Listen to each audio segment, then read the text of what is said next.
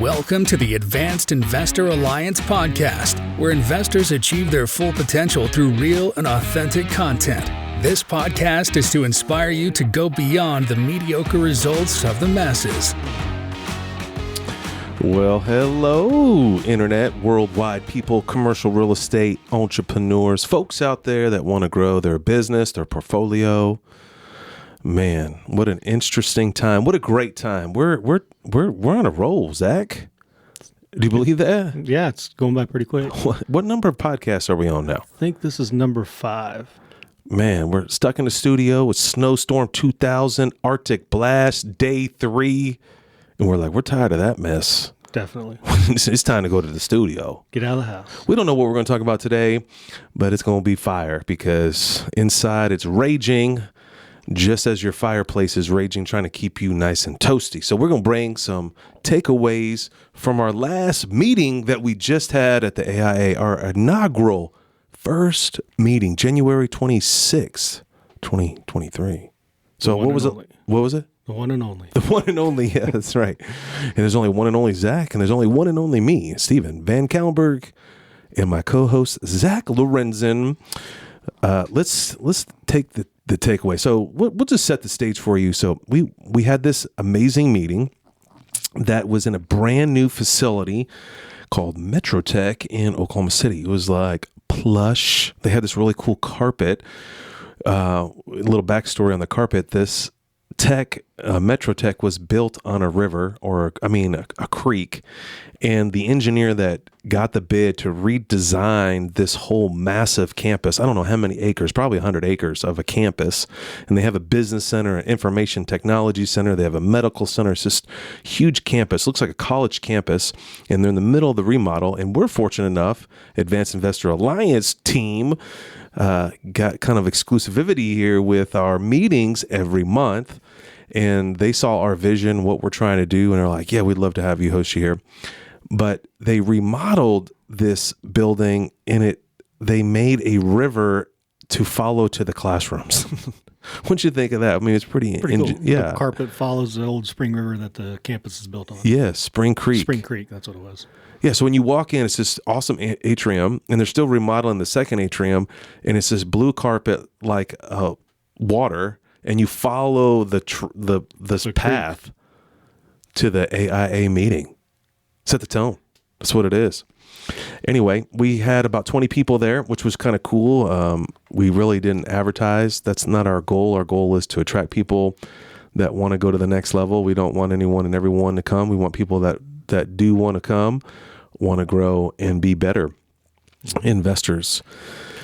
And that reminds me of a crazy story. But so, Zach, let's just start off with you today. Why do you want to be a better investor? Well, I think it's like everybody else to make more money. I'm just going to straight to the point. All right. You say make more money.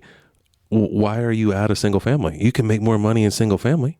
Well, you can, yes, but I feel like you can take 3 months rehabbing a single family house to cash flow $300 or $400 a month, or you can take 6 or 8 months to lock down a commercial deal that's going to cash flow 10 times that.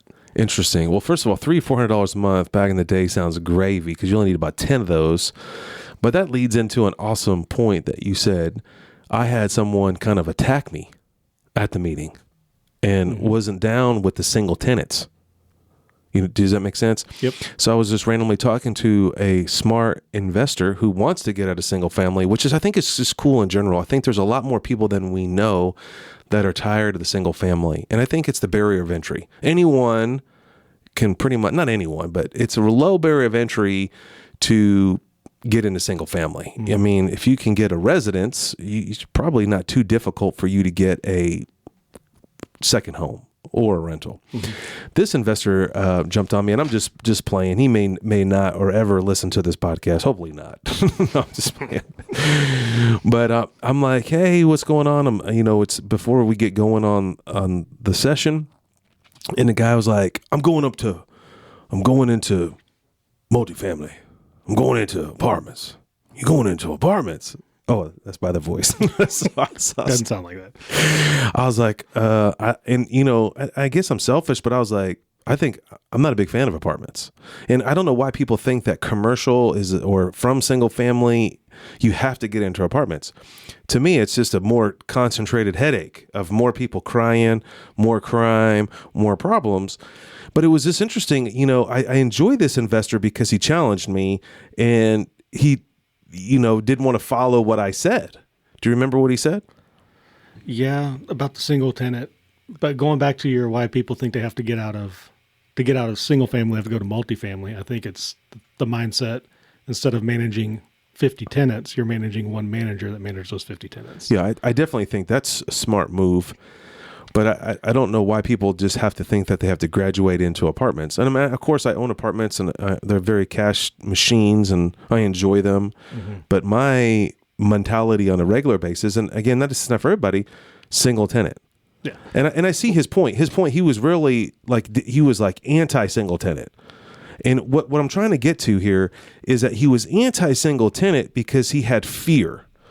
And he had fear that what would happen if that tenant moved out.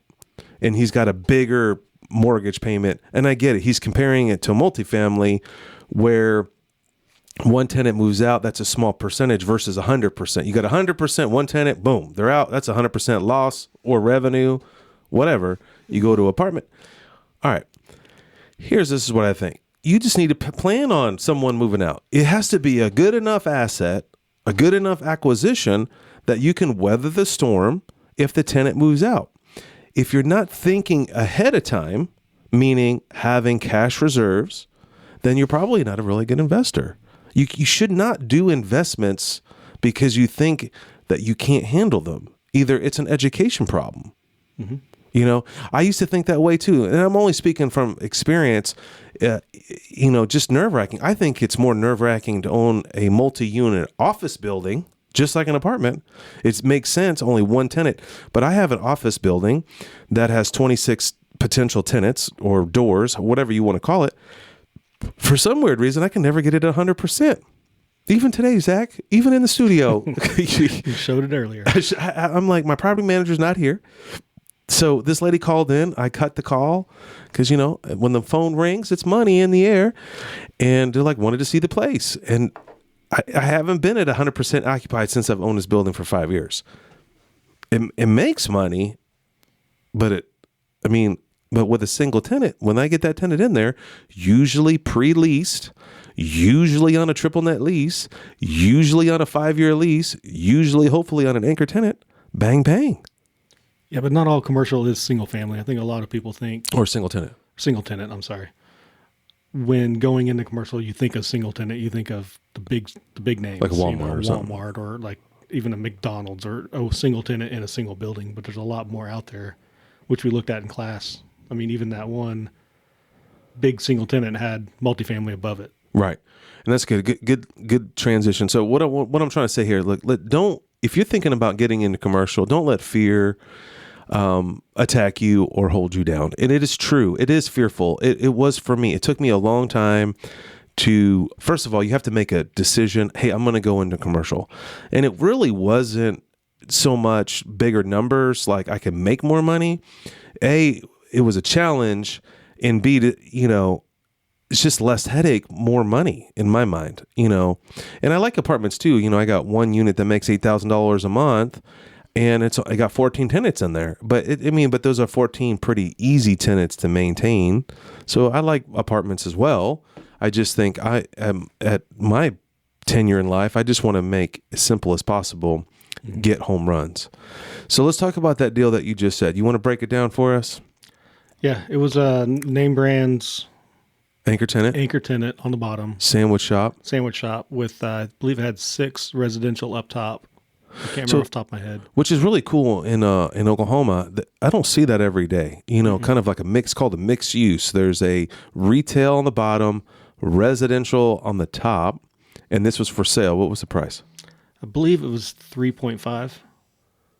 $3.5? $3.5 million.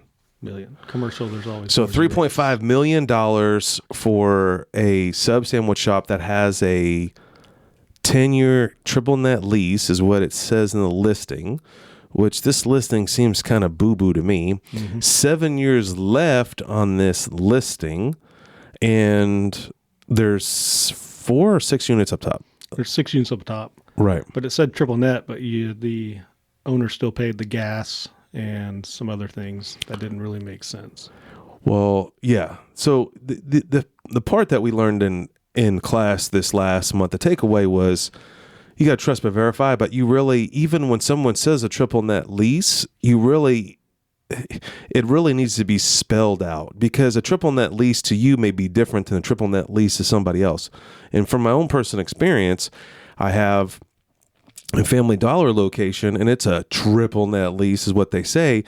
But the language in the lease states that they maintain the driveway or the parking lot, but I have to stripe it. So how is that a triple net lease, right? I mean, kind of. A triple net lease is taxes, insurance, and they maintain the property. That's kind of, it's called a net. That's where the triple net lease comes in. But it's not what you think it is. So when someone says it's a triple net lease, you still need to trust what they're saying. And 9 times out of 10, I don't know about that. Yeah. And there was a lot of problems with this deal. First of all, how do you, let's go, maybe someone's never heard this before, Zach. What's the cap rate, or how do you calculate the cap rate? It's your NOI divided by the purchase price. NOI is Net operating income. Basically what the property product throws off every year, because in commercial it's by year, how much income that you net. Yep. Okay. So what was their numbers? I think 126.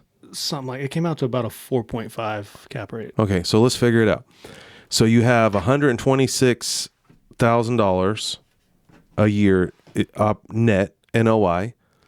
They're listing it for 3.5 million. Yeah, I think their NOI was 157. Okay. So we're looking it up right now, ladies and gentlemen. Be patient. So let's just say 157 is the net NOI. Okay.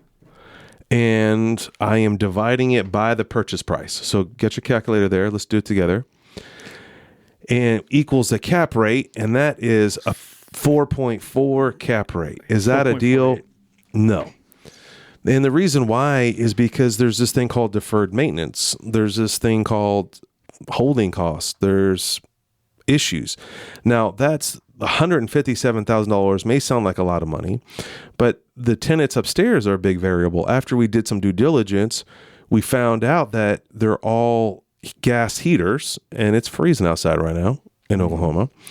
And I'm assuming they're blazing all kinds of gas. So their rent for those units were $1,200 minus $200 a month in gas per unit. So that's another problem. They had anywhere from a 6-month to an 18-month lease to a 7-year lease on one. So it's it's up there. So, and after we had the AIA meeting, I still continue to speak with the broker on the situation. And I was like, well, great. All these numbers are great. Let me see the lease. Well, that's when this deal started to unravel. There was really no lease in place. The owner built the place. The owner is the franchisee that owns the sub sandwich shop. He's the one that's renting out these units. He's probably one of these units with the 7-year lease upstairs. Trying to get locked in. And, he's paying the bills probably through the sub sandwich shop. So it's really not an authentic deal. And what was another thing, right before we brought this acquisition to the monthly meeting, they dropped it from 3.5 million to 3 million. So let's run the numbers again. Let's just say it's at 3 million. So we do it again. It's the net operating agreement, net operating income 157,000 divided by 3 million. And we get a number of 5.2% cap rate. So we're getting a little bit better. Now, let's play it this way. The question that came up in the monthly meeting was, what's a good cap rate? Did you hear that question? Mm-hmm. And what was thrown around there, Zach? Some people were saying 6, some people were saying 9, 10, just kind of what fits with them. Right. I mean, again, it boils down to how much cash you have. Mm-hmm. When you're in commercial, you're actually running all your numbers like you have $3 million sitting in the bank. And in this case, you would get 4% or 5% return on your investment. Is that a good deal for you with your rental properties that you have, Zach? No. No, I'm assuming your average is at least 12 to 18%. You have a couple hood rat houses, right? Yep. So you're probably getting 24%. Yep. so 4% versus 20%. So if I had $3 million and I was Zach Lorenzen and I was hustling on the south side, my return would be 4 times greater than this sub sandwich shop. But hey, ladies and gentlemen, boys and girls, it is a triple net lease. So you have to think of it this way. Now, the question was, what's a good cap rate? Well, if you're a hedge fund and you have unlimited funds, you got all these little people like us putting money into your fund, and you really take no risk. You're just manager. Hey, you beat the index by getting a 6% return. So a good cap rate for a big industrious fund that has all the money on the planet, billions of dollars, 6% cap rate would be probably a good return. If you have a lot of money in the bank and you're just sitting on cash, then the cap rate would be maybe 8%. When I got into commercial, 10% was pretty common. 12% was a home run. Mm-hmm. Now, as a good real estate investor, you want to leverage. You want to put 20% down. Usually it's the terms that are required in commercial. Now, yes, can you get a no money down deal? Mm-hmm. Yes, you can. It's possible. You can leverage another piece of asset, another piece of property that you have, or it may appraise. It's kind of rare to find a commercial bank, a big bank, that's going to loan you no money down without any skin in the game. Is it possible? Sure. Anything is possible. What's really possible is doing an owner finance or assuming someone else's loan. And that is pretty common in commercial space. So anyway, this deal that we learned a lot about other aspects of due diligence. And Zach, what other due diligence techniques that we learned? The big one was with Michael. First thing he does is type the address into Google Earth, checks the parking lot, checks the access, checks the roof. And then from there, he checks with the DOT as well to see if there's anything changing that's going to affect that property. Yeah, I think the DOT, the Department of Transportation, was a deal breaker. I mean, a deal just amazing maker for me. You can really get hindered. And think about it. The tenant's a sub sandwich shop. And all of a sudden, they're going to tear up that and put a new sidewalk in or widen that road. It's going to hinder their business. Could affect drive-through, could affect parking, right, everything. Which could affect your rent. Mm-hmm. And that guy can cry and say, hey, I'm not going to pay my rent because they're torn up my parking lot. That's your fault, landlord. It could get real sticky right there real fast. Mm-hmm. So one, you should have a really good ironclad lease. And if you're new to commercial real estate, you should probably have an addendum in there due to the fact of any construction that has to happen that's out of your control, that you're responsible for that. Another thing that I'm going to do, just like a typical single family due diligence that I do, is if it's in a flood zone. Right now, mm-hmm. as a commercial investor, my due diligence is definitely DOT. And I Googled it up that the next day after the meeting. I Googled up and they have a whole laundry list of every single construction that mm-hmm. is going down and projects that are coming. Yeah, years ahead. It was funny. My mentor, he would tell me, "Hey man, this is going to be a good deal. This property I bought, a commercial property on Santa Fe in 50th, right off of I-235. And it was kind of one of my very first commercial deals, or maybe my third one. And I was kind of excited about it. The numbers were, not what I was used to. And he's like, Steven, first of all, Chesapeake's buying up everything around here. I was like, okay. And then number two, he's like, in 10 years, they're going to redo all of I-44 and 235. And I was like, okay. How'd you know that? Well, I just thought he was just smarter than me. And I just put the two to two together. 23 years in real estate. I just figured out. He just looked up the DOT. What an idiot. He didn't have a crystal ball. Right. Or I was like, man, what kind of time is that? Is that guy running down to all the meetings, the variances and all this stuff that you think you need to do? No, you just need to do a Google search of the DOT. Yep. Awesome. I learned that too. Yep. What else? That was a big one I took off of that project there. What do you mean? I thought it was very informative. It was really interesting to see all walks of life of investors, people that have been investing for 40 years, people that are in shopping centers. And I learned so much that I can't wait for the February's meeting. Same here. All right. Well, anyway, hopefully you got one thing out of this very fast and furious 20-minute podcast. My name is Stephen Van Kallenberg, and this is my co-host, Zach Lorenzen. You tuned in to the Advanced Investor Alliance. We got a bunch of great episodes coming your way. Have a great day. Thanks for listening to the AIA podcast. Stay motivated by listening to our other powerful episodes at advancedinvestoralliance.com.